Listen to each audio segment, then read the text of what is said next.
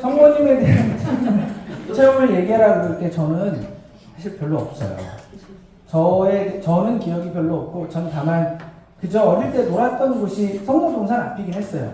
저희 집 바로 뒤가 지금 시설 요양병원 앞에 보면 그 경당 앞에 길 건너에 성모님 동산이 하나 있죠. 집이 바로 그 앞이라 저는 저녁에 할 거 없으면 그 앞에서 이렇게 놀고 그랬었어요. 그냥 거기서 놀고 막 이랬었는데, 그거 말고는 저에게는 기억이 없습니다.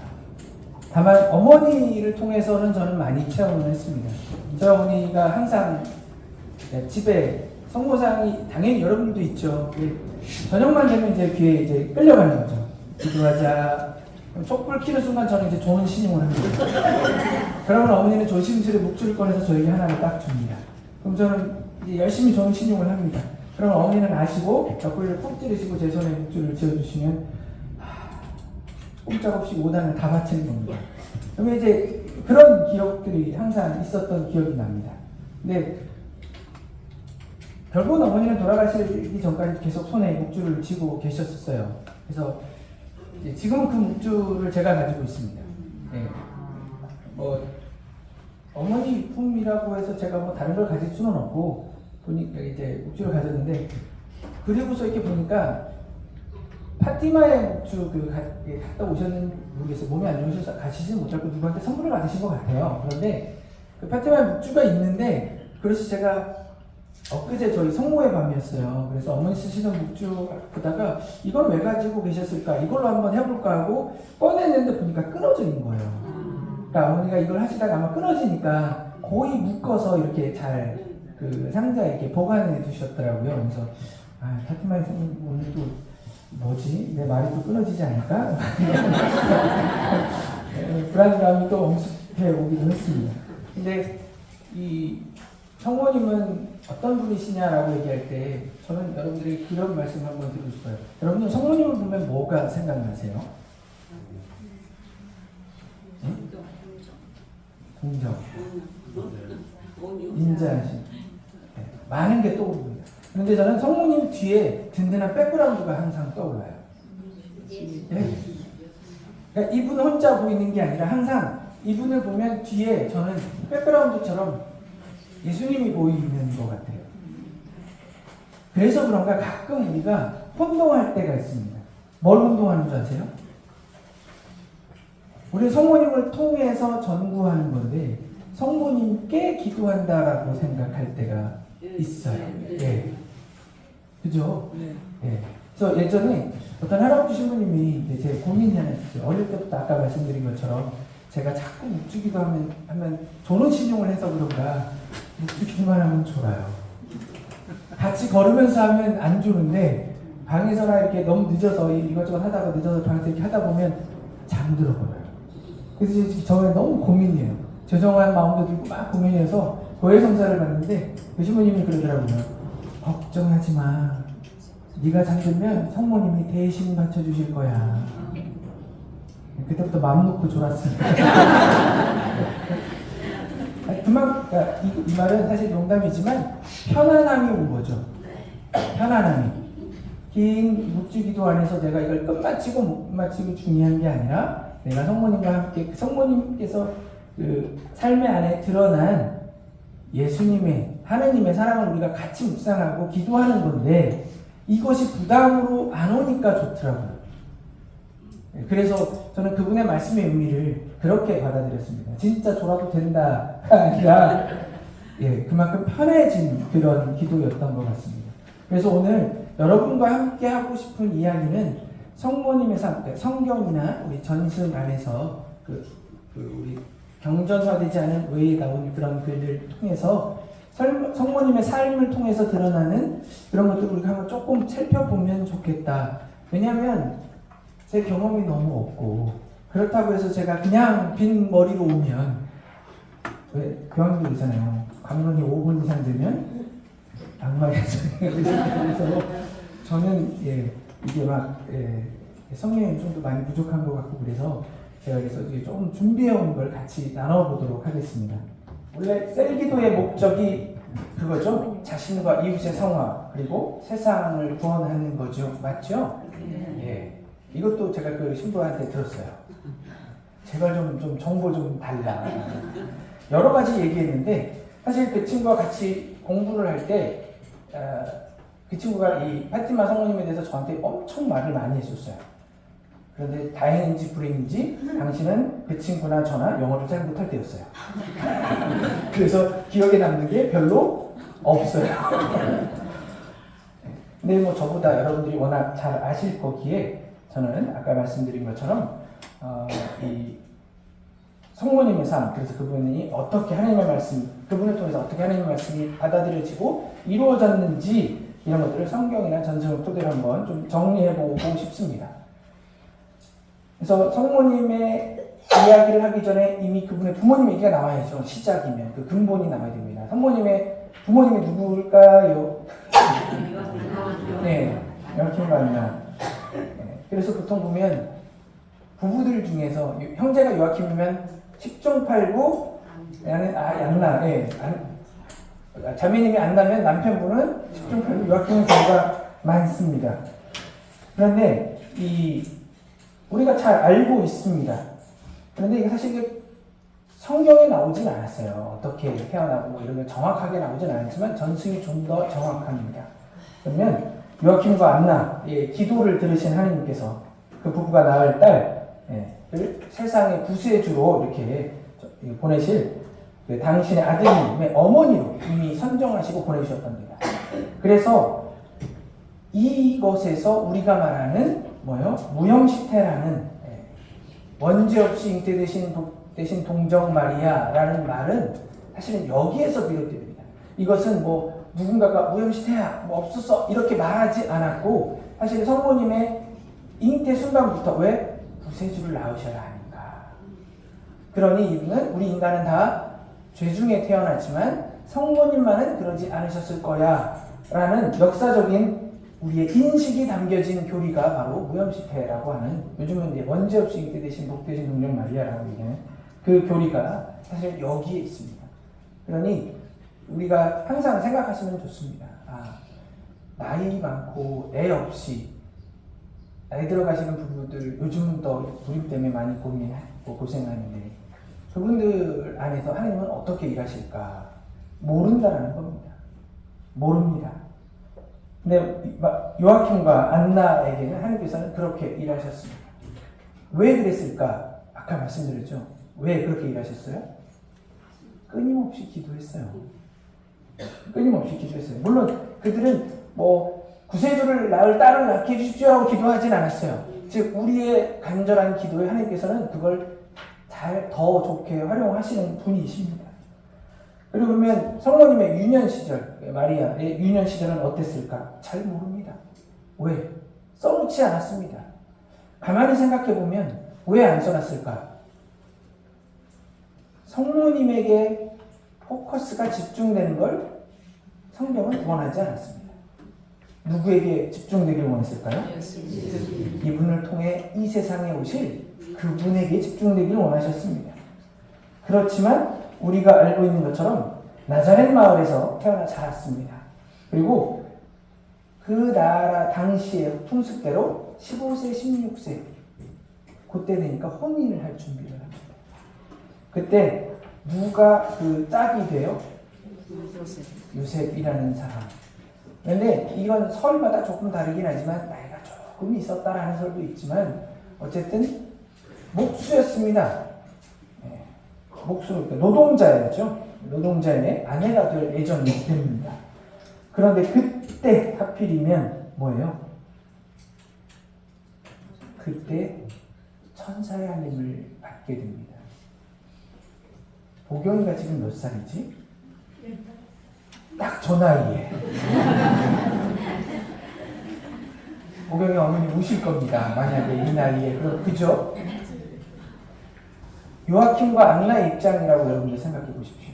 그렇게 늦은 나이에 그렇게 기도하면서 어렵게 얻은 딸인데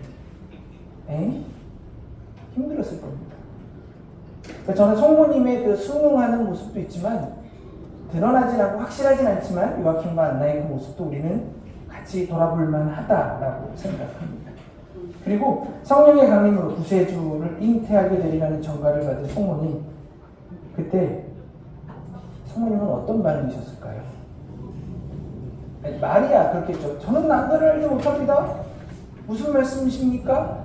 이걸 성경은 좀 우아하게 써놨죠. 저는 남자를 알지 못하는데, 네, 이렇게 표현했지만 사실은 실제적으로는 그러진 않았을 거예요. 근데 그보다 더 사실은 굉장한 충격이었을 겁니다. 믿을 수 없는 이야기였을 겁니다.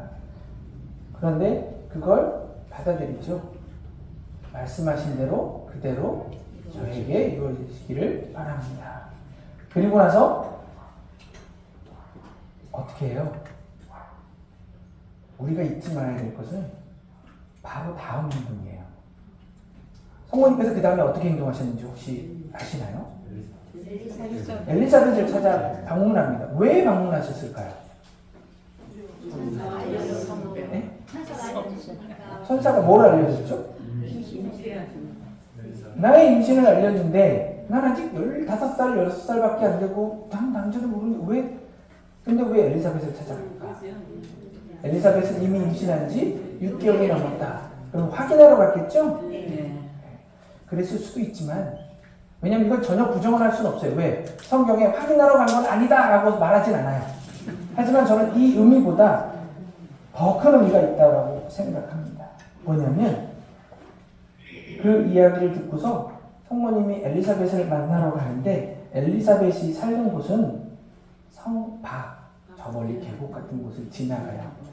당시 거기는 바다보다 낮은 계곡이 있어요. 그래서 거기는 그늘도 질 수 있죠. 깊은 곳이니까. 그래서 그쪽으로 사람들이 많이 다녀요. 그러면 계곡과 같은 그런 데를 지날 때 또 먼 거리예요. 그러면 산적도 많죠. 그럼 저 친구, 저렇게 어린 친구가 혼자 갈 수 있는 거리는 아니에요. 누구랑 갔을까?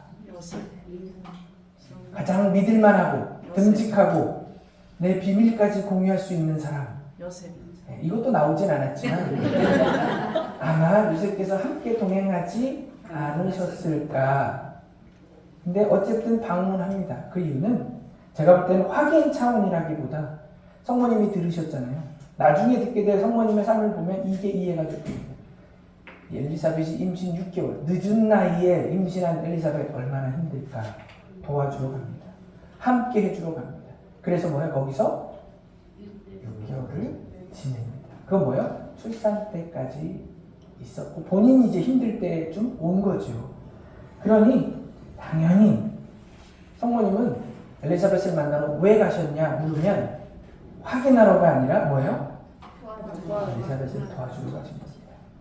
그걸 나중에 뒤에 됐지만 그리고 나서 당신도 돌아와서 예수님을 낳게 되는데 어떤 때 낳게 되냐면 하필이면 호구조사 명령이 떨어집니다. 그리고서 요셉의 고향, 다윗의 고향인 베들레헴으로 가죠. 거기 갔는데 요셉은 제가 볼 때 조금 우리가 고민해 볼 필요는 있습니다. 왜냐하면 아무리 그래도 원래 고향에 가는데 친척집도 없고 아무 아는 사람도 없는지 마국간밖에 없을 우리로 말하면 사회성은 조금 부족했던 것 같아요. 성유색을 모독하고 싶은 분들은 전혀 여론이 한번 네. 그래서 그러면 성모님도 되게 원망스러웠을 것 같지 않아요? 여러분들 남편분이 여러분들 임신해서 막 힘들 때 딸기가 먹고 싶어요. 한겨울에 바나나가 먹고 싶어요. 수박이 먹고 싶어요. 못 구하면 어때요? 평생 낳는다 그러더라고요. 저는 그런 경험이 없어서 모릅니다. 근데 그런데 애를 낳아야 되는데 방도 못 구하는 남편 얼마나 원망스러웠을까. 근데 원망했다는 표현도 없어요.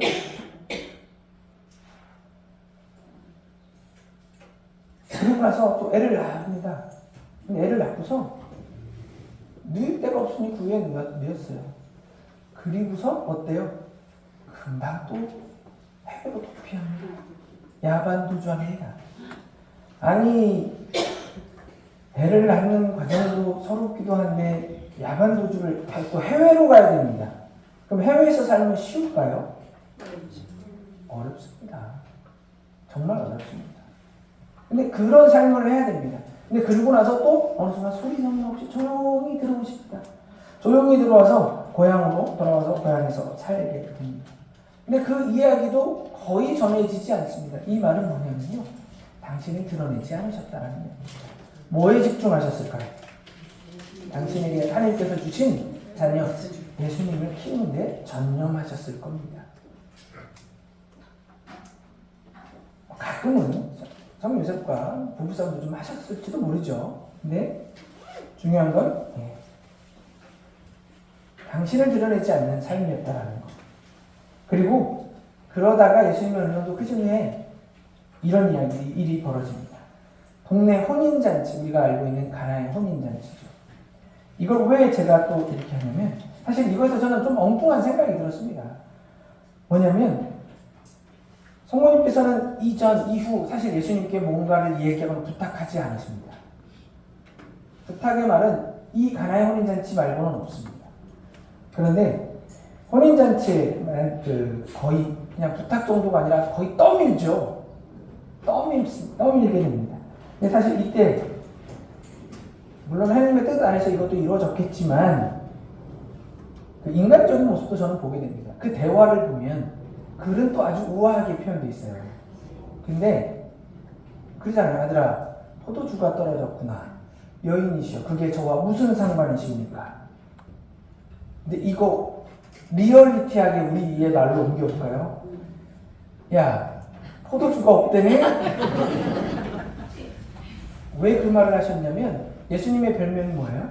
사람들에게 놀림으로 받았던 별명, 먹보요 술꾼이었습니다. 먹보요 술꾼이었죠. 그렇잖아요? 그러면 성모님도 그랬을 거예요. 예수님과 제자들이 같이 앉아서 술을 먹고 했으니 이것들 또 얼마큼 먹은 거야? 야, 술이 떨어졌대잖아. 그런데 예수님도 왜 저한테만 그래요? 아마 이런 대화였을 것 같아요. 이런 의미를 담은 대화였을 것 같아요. 그런데 성모님은 거기서 끝나는 게 아니라 뭐예요? 일꾼들이 그러죠. 저 사람이 시키는 대로 하여라. 근데 예수님은 아직 저 때가 아닙니다. 왜 그러세요? 우리로 따지면 아들들이 그 반항하는 거죠. 그런 와중에 그러나 예수님께서는 성모님의 그 떠미는 듯한 어쩔 수 없는 상황에 그저 그대로 해 주십니다. 근데 여기서 저는 그 예수님께서 해주신 것보다 성모님께서 그러면 왜 거기 계셨을까요? 혼인잔치. 맞아요. 우리 문화, 제주의 문화처럼 잔치가 있으면 어때요? 다 가서 도와주죠. 일해주는 거예요. 그러니 포도주가 떨어졌다는 것도 알게 된 거죠. 사실 아까 제가 농담처럼 얘기했지만 진짜 예수님이 먹었을 거라고, 많이 먹었을 거라고 성모님이 생각하지는 않으셨을 거예요. 다만 일을 도와주면서 주방에 있다 보니 어때요? 떨어졌다는 걸 알게 됐고, 예수님의 누구인지를 당신은 누구보다 잘 아시니까 측은한 마음에 예수님은 할 수 있다라는 믿음으로 부탁하셨을 거예요. 여기에 우리가 성모님을 통해서 전구를 하는 이유가 있잖아요. 그렇지 않나요? 예. 그리고 또 한 번 있습니다. 예수님과 성모님의 관계는 참 재미있기도 해요. 이렇게 성경을 보면. 왜냐면 그냥 여인이시여, 이 말은 뭐예요? 이 여자가 왜 이런 말인 거예요. 아니, 어머니한테 그렇게 말하는 그런 회의 처리된 겁니다. 네. 그런 자식은 없어요. 근데 그냥 이렇게 한 것뿐만 아니라 운전박대도 당했습니다. 성모님께서 예수님 막 이렇게 제자하고 다니까 소문이 났겠죠. 그러니 찾아갔습니다.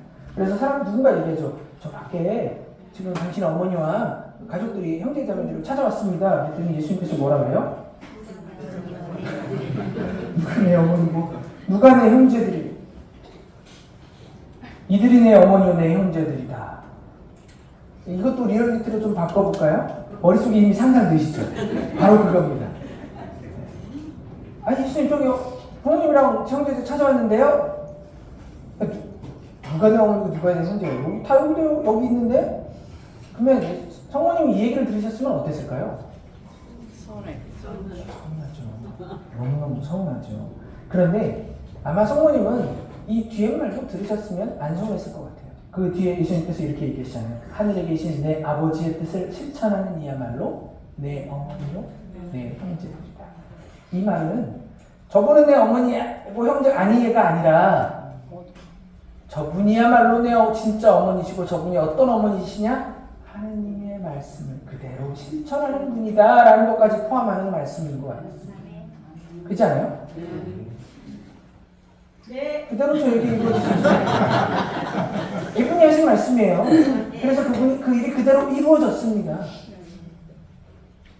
저도 처음에 이거를 성경을 읽으면 좀 의아하긴 했어요. 예수님 이렇게 싸가지가 없나? 막 이런 생각을 했었는데 보면 볼수록 그게 아니라 이분은 성모님을 더 올리셨죠. 보통 자식 자랑은 팔불출, 뭐 자매 자랑 팔불출, 뭐 이렇게 하고 부모 자랑 뭐 그럴 수도 있지만 예수님은 교묘하게 마치 어머니를 까는 것처럼 하지만 정말 이보다 더 형언할 수 없는 높이는 표현으로 성모님 어머니를 높여주셨습니다. 그리고 또한 이제 이렇게까지 이렇게 성모님에 대한 나오고 십자가의 길에 만나신 장면도 나오죠. 이거는 제가 굳이 부활 시기에 말씀드릴 내용은 아니라서 이렇게 하고요. 근데 여기서 제가 중간에 일부러 빼먹은 게 있어요. 뭐였냐면 아까 중간에도 나왔던 부분인데 루카복음에만 이렇게 표현이 됩니다. 예수님이 태어나서 마국에 누워 있을 때 목동들이 찾아오죠. 천사의 알림을 듣고 찾아와서 막 경배합니다. 이걸 듣고 성모님과 요셉도 놀랬죠. 그리고 어떻게 하시냐. 그리고 파스카 축제 때 예루살렘 방문하다가 예수님을 잃었어요. 잃었다가 다시 돌아와서 막 수소문 하고 가보니 성전에서 사제들하고 막 이야기하고 있는 거예요. 성경 학자들하고. 그래서 야, 너 네 아버지하고 내가 얼마나 찾았는데 그러니까 예수님께서 그러시잖아요. 아니 내가 우리 아버지 집에 사실 이게 성모님이 가서 다행이지 성모 요셉이 가셨으면 정말 가슴 아팠을 거예요. 이것이 내가 친아버지 아니라고 나를 무시해라고 생각하셨을 수도 있을 거예요. 근데 예수님 말씀은 그런 게 아니죠. 근데 이때 충격 받으셨어요. 두 번 다. 근데 그때마다 성모님은 어떻게 하셨을까요? 마음속에 간직하고 곰곰이 생각하셨습니다. 오늘 제가 말씀드리고 싶은 이야기의 핵심은 사실은 여기에 있습니다. 마음에 간직하고 곰곰이 생각하는 것. 이걸 다른 말로 우리식 표현으로 하면 뭐가 될까요? 성찰이 될 수도 있고 묵상이 될 수도 있습니다. 바로 그겁니다. 와, 이렇게 얘기하는데도 30분이 안 지나가요. 그게 말씀이에요. 이 묵상하고 우리를 성찰하고 묵상하고, 즉 하느님께서 나에게 어떤 일을 주시는데 내가 원했던 거 아니라고 우리가 즉각적으로 반응하면 어떻게 될까요? 하느님께서 나에게 이루어질 수 있는 게 없어요. 저는 가끔 그런 얘기를 합니다. 신자분들에게. 하느님께서 자비로우심에 그리고 즉각적으로 응답하지 않으시면 저는 너무 감사드립니다.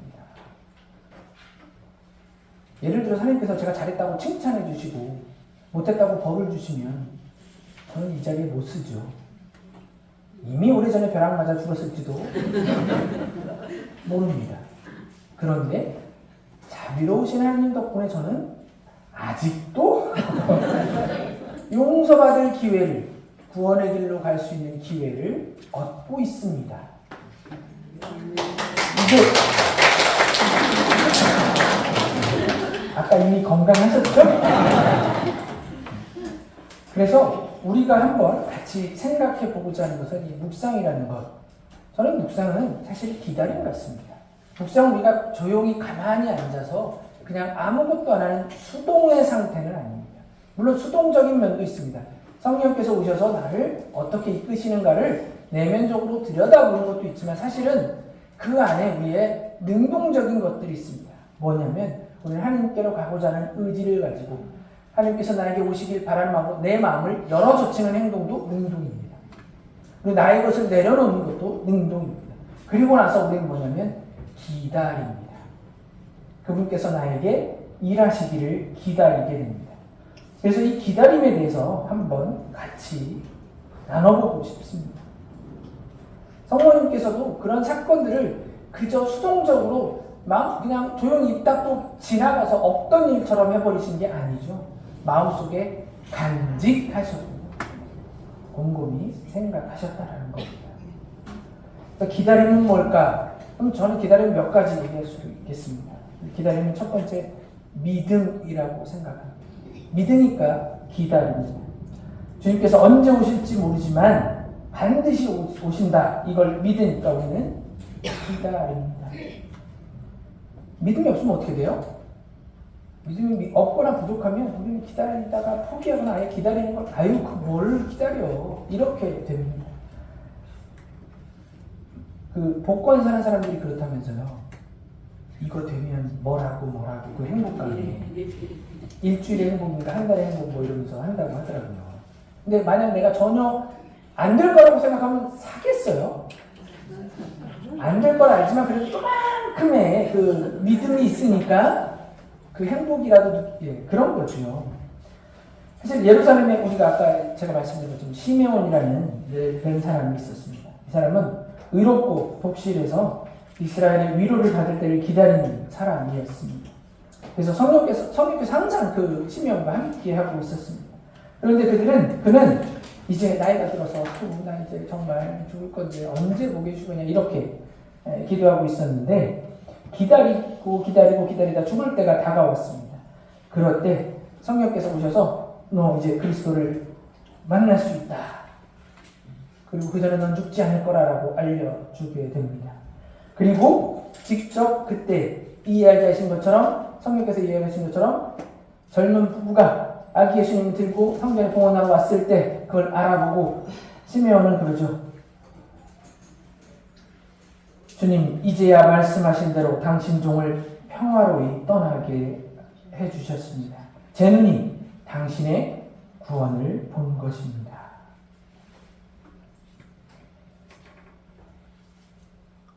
그러니까 우리는 성모님을 통해서 성모님께서 우리에게 전해주시는 안고 오시는 예수님을 봐야 합니다. 그리고 그 구원을 봐야 합니다. 그리고 구원을 믿어야 하는 거죠. 그 믿음 때문에 우리 뭐예요? 행복하고 기다릴 수 있는 거예요. 뭘 기다려요? 구원이요. 예, 우리의 구원을 기다리게 됩니다. 그러면서도 예수님께서도 이렇게 이야기하십니다. 너희는 조심하고 깨어 지켜라. 그때가 언제 올지 너희가 모르기 때문이다. 이 말은요. 그때가 언제인지 말할 수 없지만 그때는 반드시 온다. 그러니 깨어 기다려라 라는 뜻입니다. 모르기 때문에 깨어 있어야 하는 것이 아니라 반드시 오기 때문에 깨어 기다려야 한다는 거죠. 시메온은 그렇게 기다렸다는 겁니다. 그러니까 우리는 반드시 오실 거라는 그 믿음, 그리고 그것 때문에 기다린다는 거고, 또 기다림은 희망이기도 합니다. 그 희망, 주님을 뵙기를 원하고 희망하니까 우리는 기다립니다. 주님을 뵙기를 원하고 희망하는 우리의 심정, 사실 이거는 시편에 보면 이렇게 나와 있습니다. 시편 63편에 하느님, 당신은 저희 하느님, 저는 당신을 찾습니다. 제 영혼이 당신을 목말라 합니다.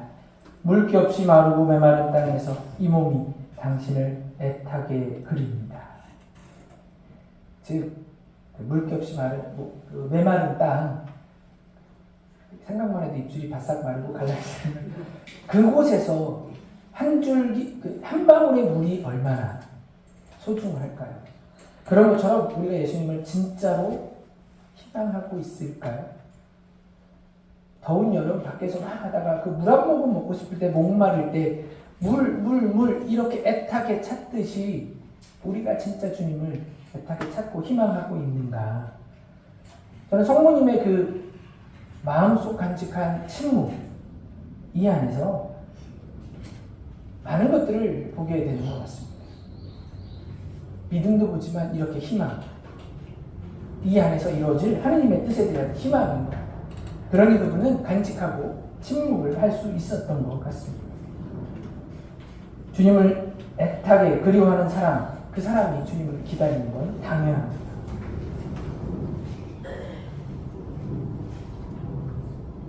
또한 기다림은 사랑입니다. 주님께서 우리를 사랑하신다는 것을 믿고 우리도 주님을 사랑하죠. 그러니까 기다립니다. 그래서 고린도 1서 이렇게 얘기하죠. 사랑은 참고 기다립니다.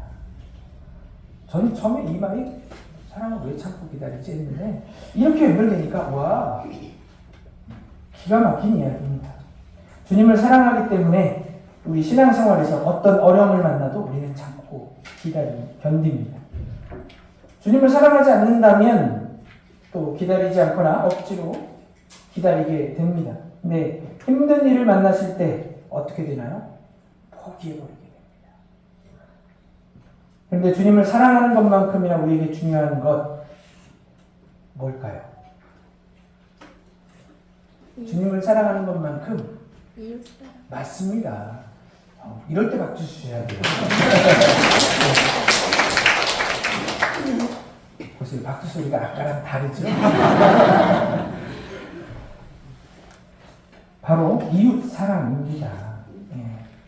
사랑 실천. 사실 이것은 우리가 주님을 기다리는 우리의 자세여야 합니다. 그런데 우리가 이거 너무 어렵죠? 왜냐하면 내가 좋을 때는 보면 좋은데 어때요? 내가 조금만 힘들 때는 옆에 보면 세상 이렇게 짜증나는 사람이 없습니다. 근데 그건 아마도 그 순간 우리가 사랑에서 멀어지기 때문일 겁니다. 하나님의 사랑에서 멀어져서 내가 이 세상의 많은 것들에 치여버리면 어때요? 사랑에 그게 멀어지니 우리도 모르게 자연스럽게 화, 짜증, 불만 이런 걸로 가는 것 같습니다. 그리고 바오 사도도 이렇게 공부합니다. 테살로니가 1서의 이야기입니다. 여러분이 서로 지니고 있는 사랑과 다른 모든 사람을 향한 사랑도 여러분에 대한 우리의 사랑처럼 주님께서 더욱 자라게 하시고 충만하게 하시며 여러분의 마음에 힘을 북돋아 주시어 우리 주 예수님께서 당신의 모든 성도들과 함께 재림하실 때 여러분이 하느님 우리 아버지 앞에서 흠없이 거룩한 사람으로 나설 수 있게 되기를 빕니다.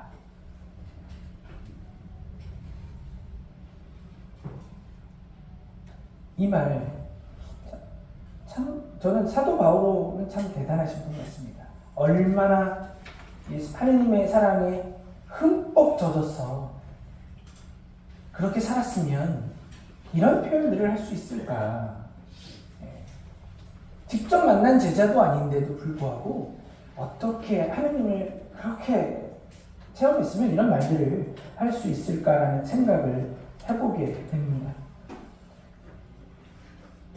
그리고 예수님께서도 얘기하시죠. 내가 너희에게 새 계명을 준다. 서로 사랑하여라. 내가 너희를 사랑하는 것처럼 너희도 서로 사랑하여라. 너희가 서로 사랑하면 모든 사람이 그것을 보고 너희가 내 제자라는 것을 알게 될 것이다. 요한복음 13장의 이야기입니다. 그리고 또 마르코복음 16장에 이렇게 얘기하십니다.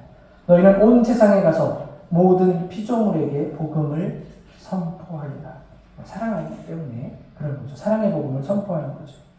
이 두 개를 만약에 이 두 가지 예수님 말씀을 합치면 이렇게 될 수 있을 것 같습니다. 복음을 선포하는 일은 곧 사랑을 실천하는 일이고 사랑 실천은 복음 선포로서 완성됩니다. 그리고 기다림은 기쁨입니다. 그래서 우리가 기다리는 이유는 그냥 만약에 잠들어 있으면 혼날까봐 무서워서 깨어 기다리는 거 아니고요. 사랑하는 주님을 뵙게 되는 것이 기쁘니까 기다려지는 거고 깨어 있는 겁니다. 주님을 그리워하고 그분을 애타게 보고 싶어 해서 깨어 기다리게 되는 겁니다. 그래서 기다리는 것 자체 뭐예요? 기다립니다. 방학을 기다리는 학생은 기쁘죠.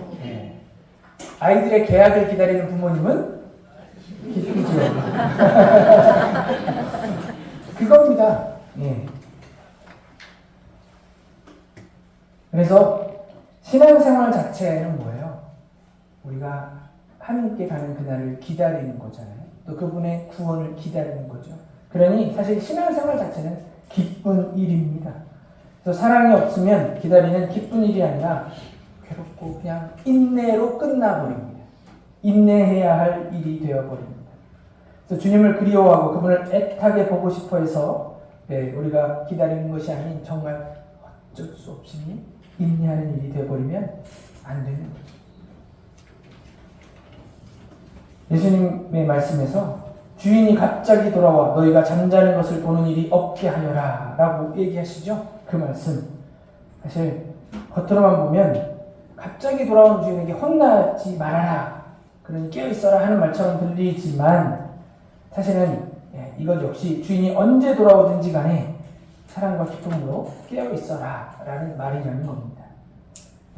잠자는 모습, 이거는 깨어 기다리는 모습의 반대되는 표현으로 됩니다. 즉 믿음도 없고 희망도 없고 기쁨도 없이 그저 절망에 빠진 모습입니다. 근데 깨어 기다리는 모습은 믿음, 희망, 사랑, 기쁨 이것으로 가득 차서 정말 언제 오나 이렇게 기다리는 모습이 될 것입니다. 그러니 이걸 종합해보면 기다린다는 것은 결국 적극적인 모습입니다. 즉 아까 말씀드린 마음속에 간직하고 우리가 그래서 공범이 되새기는 이 묵상, 이것 역시도 기다림이라고 표현할 수 있는데 이것은 수동적인 것이 아니라 적극적으로 마중 나가는 겁니다. 주님을 사랑하는 사람, 또 사랑하는 주님을 만나는 것을 기뻐하는 사람, 이 사람들은 어떠냐면 가만히 못 있습니다. 가만히 못 있고 정말 뭔가 하고 싶어 안달이 납니다. 그래서 그랬는지 모릅니다. 사도 바울가 또 명대사를 하나 또 날리셨습니다. 이분 주인공이 아니면 안 되시는 분인 것 같아요. 그리스도의 사랑이 우리를 다그칩니다. 예전 성경에는 부축입니다. 그리스도의 사랑을 이렇게 기다리고 그걸 느낀 사람은 어때요? 가만히 못 있습니다. 막, 야, 너도, 우리가 흔히 그러잖아요. 맛집, 유명한 맛집 가서 우연히 갔는데 너무 맛있으면 여러분들 어때요? 또만 가기만 하나요? 야, 저기 가니까, 야, 정말 맛있더라. 가보자. 초대합니다. 알려줍니다. 우리가 한번 돌아보면 좋습니다. 과연 우리는 정말 하느님의 사랑이 또 성모님을 통한 그 드러나는 이 모습들이 우리 좋아서 그러고 있는가? 아닌가? 그러면 우리는 정말 마음속에 하느님을 또 성모님의 사랑을 간직하고 정말 곰곰이 되새기고 있는 사람인가 아닌가를 확인할 수 있을 것 같습니다. 가만히 못 있다고 이야기하고 있습니다. 그래서 이렇게 또 보면 너무 간 것 같긴 하지만 사실 기다림과 회개라는 말에서는 같은 말 같습니다.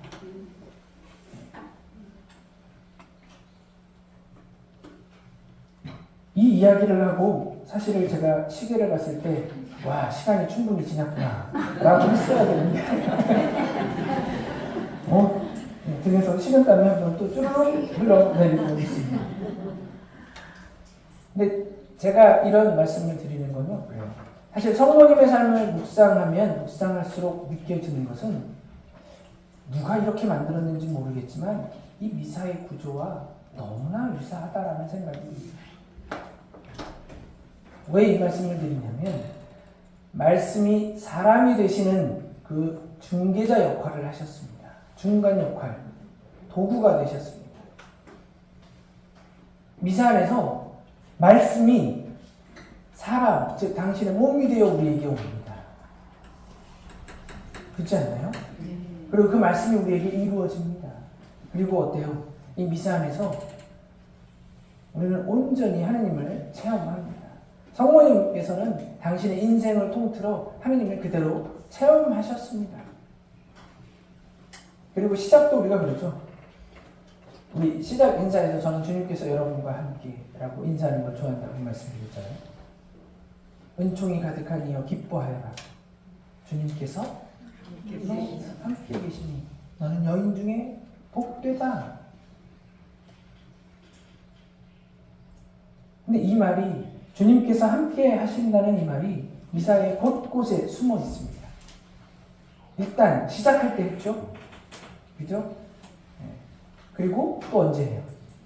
복음하면서도 주님께서 여러분과 함께 계시다고 또 이 말씀으로 우리 안에 계시다는 걸 또 확인시켜줍니다. 뿐만 아니라 성찬례가 시작되면서 이제 감사성을 시작하면서 중요한 부분이 다가올 때 주님께서 또 한 번 안아줍니다.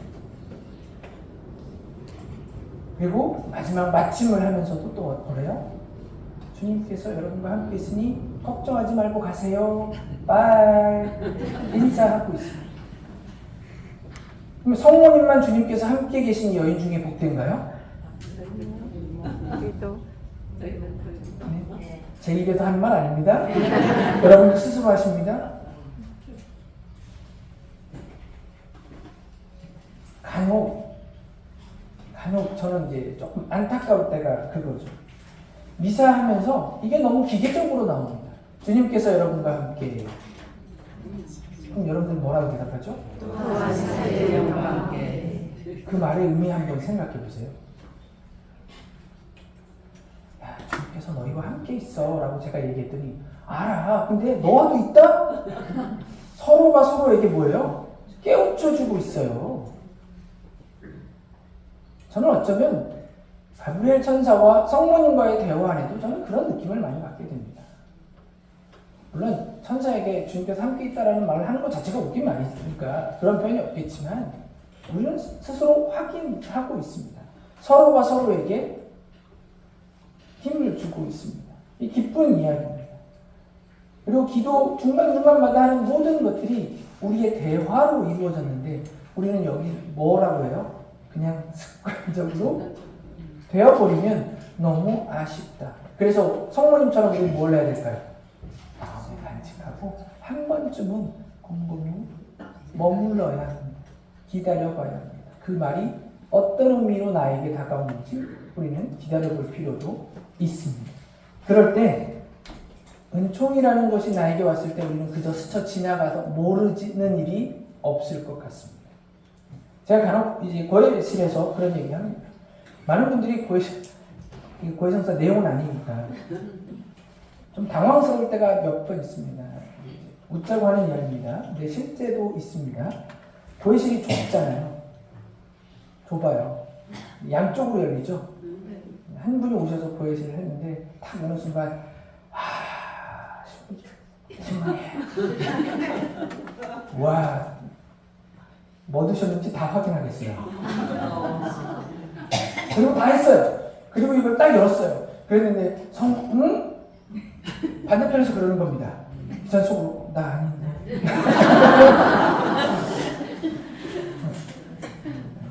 이건 정말 웃자고 한 이야기고요. 근데 고해실에 와서 이쪽을 주고 있는데요. 여기서 문 여닫는 소리가 나죠. 그럼 저는 여기 열심히 듣고 있습니다. 그런데 여기서 갑자기 하고 문 열는 소리가 또 납니다. 그럼 뭐 한 거예요? 차를 기다리지 않는 그냥 혼자 하고 간 겁니다.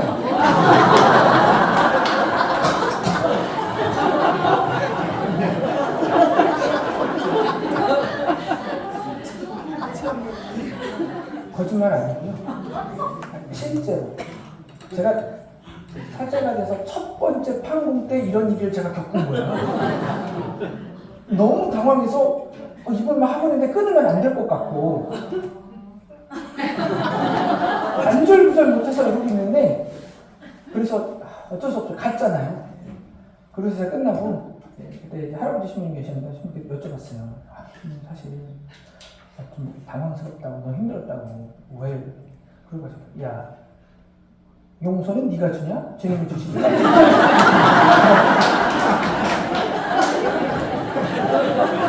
그러면서 이러더라고요. 이쪽 귀로 듣고 그냥 뒤통수에다 대고 그거.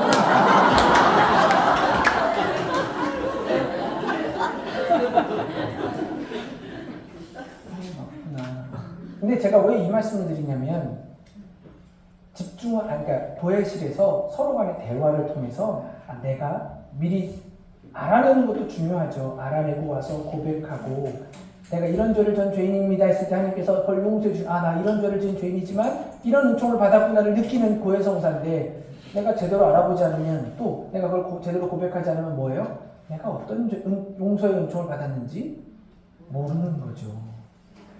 그냥 가시면 그냥 이제는 뒤통수에다 듣습니다. 이제는 정말 자연스럽게 하고 있는데 그런데 그분은 용서의 은총을 받겠지만 자기가 어떤 은총을 받았는지 모르는 거죠. 예. 그리고 보석도 마찬가지입니다. 이미 용서를 받았는데 보석은 왜 하느냐. 물론 교리적인 의미가 있지만 저는 이런 의미도 있다고 생각합니다. 그 안에 머물러라. 내 안에서 어떤 은총이 일어나는지를 내가 곰곰이 마음속에 간직하고 머물렀을 때 그 은총이 나에게 더 다가온다라는 것처럼 보여집니다. 그래서 우리가 즉각적으로 반응하지 않았으면 좋겠습니다. 옆에서 야 이 바보야 그러면 하지 말고 바보야? 아, 왜 나한테 그런 말을 하지? 말했나? 라고 곰곰이 마음속에 간직하고 의미를 생각해보고 나서 아 바보라는 말이 바라보면 바라볼수록 보고 싶은 사람이 있구나. 너는 나에게 욕을 할지언정 난 그것 때문에 기분 나쁘고 싶지 않아. 난 그렇게 받아들일래. 그래 라고 말할 수도 있는 건데 굳이 우리는 그 안에서 하나님께서 일하실 시간을 허락하지 않으면 안 된다는 거죠. 그래서 제가 오늘 말씀드린 전체적인 것 다 잊어버리셨죠? 잘하셨습니다. 사실 그러라고 이것저것 갖다 붙였고요. 오늘 말씀드리는 가장 핵심은 그겁니다. 성령을 통해서 하나님께서 일하신 이유는 마음에 간직하고 곰곰이 생각할 만큼 짬을 주셨습니다. 어떤 짬? 하나님께서 일하실 수 있는 그 여백을 주셨다라는 것 같다라는 겁니다. 끝내라고 종이 쳐주시는데요. 이렇게 감사할 수가. 네. 그래서 우리 안에 여백을 만들어 놓으면 좋겠습니다. 그 여백을 만드는 것은 여러 가지가 있을 겁니다. 그 중에 하나는 저는 성체조배도 있습니다. 그냥 지나가다가 뭐 성체조배 예식 써갖고 뭐 기도 안 하셔도 좋습니다. 그냥 가서 예수님 성체 앞에 정말 앉아서 가만히만 계셔도 그리고 제가 말했죠. 기다림은 그냥 수동이 아니라 열어놓는 거예요. 그래서 속으로 뭐 속상한 일 있으면 막 푸념도 하세요. 그러면 그분이 다 들어주십니다. 그 기다림의 최고봉은 바로 그분이시잖아요. 아무 말씀 안 하셔요. 그 안에서 우리에게 들려오는 대답은 다 다를 겁니다. 우리 각자의 상황을 하고 거기에는 바로 그런 여백이 있기 때문에 그래서 우리 마음 안에 간직해야지. 근데 이 마음 안에 간직하는 건 어떤 일들이 나에게 어떤 역할을 줄까 하나님께서 나에게 뭘 원하실까를 간직하라는 건데 우리는 뭘 간직해요? 이런 말만 기억한다라는 거예요. 그죠? 그래서 우리가 하나님께서 나에게 뭘 원하시는지를 알아보기 위한 그 과정 중에 하나가 바로 기다림, 머무름이라는 것, 여백을 둔다라는 걸 함께 생각해 보시면 좋겠습니다. 잠시 제가 더 떠들 수 있는 힘이 없습니다.